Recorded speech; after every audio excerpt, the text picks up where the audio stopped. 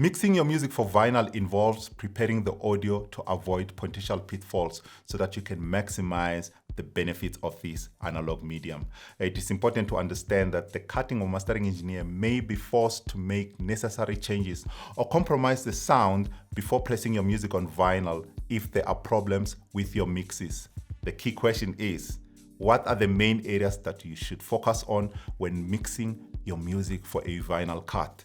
Coming up.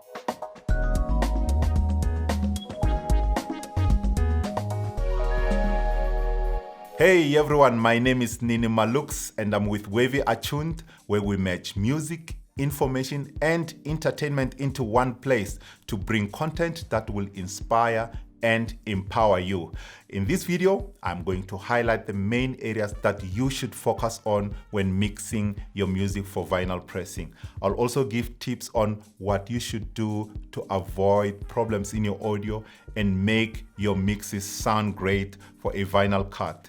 If you are new to this channel, please subscribe and leave a comment down below. We would love to hear from you guys. Okay, now, what are the main areas that you should focus on when mixing your music for a vinyl cut? Vinyl is an analog medium. We know that. I love it. It sounds great when done properly. That's how I press my music on vinyl. But there are physical limitations that must be taken into consideration, unlike when you're dealing with digital formats like CDs and MP3s. The first of which is space. There's only so much space that you can use on the surface of a record. And there are two main things that can eat up space on your record. The first one is the volume level of your mix, and the second one is the low frequencies in your mix. Louder mixes are cut deeper, causing the grooves to become wider.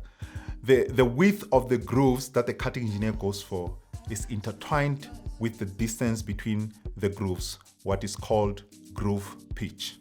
Both wider grooves and greater groove pitch take up more space on a record.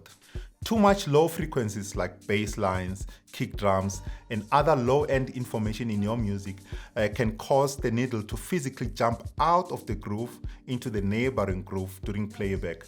The lower the frequency of the sound, the further out the needle needs to move from side to side during playback.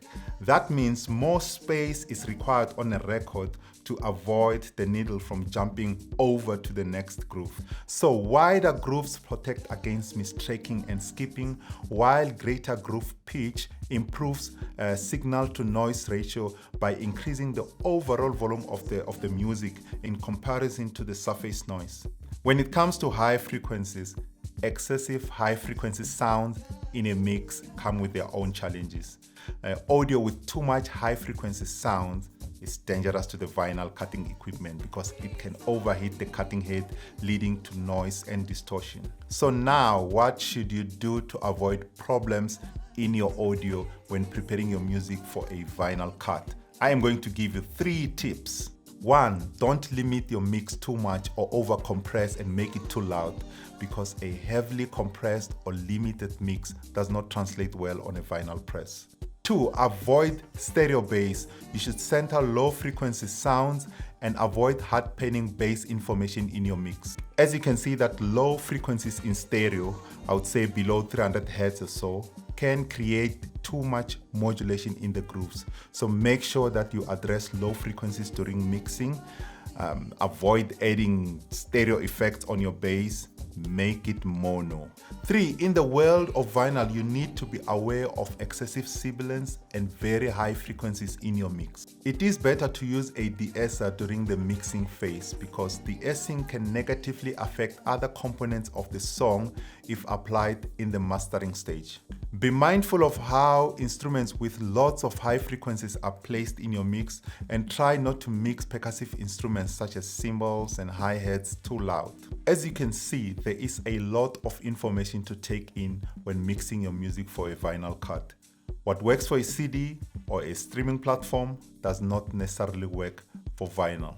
We love and appreciate this analog medium, but there are key limitations that must be recognized and taken into account so that we can take full advantage of vinyl's benefits. Trust me, pressing your music on vinyl is worth it. Please connect with us in the comment section below. Click like if you got value out of this. We appreciate you guys watching, and we'll see you in the next video. Cheers.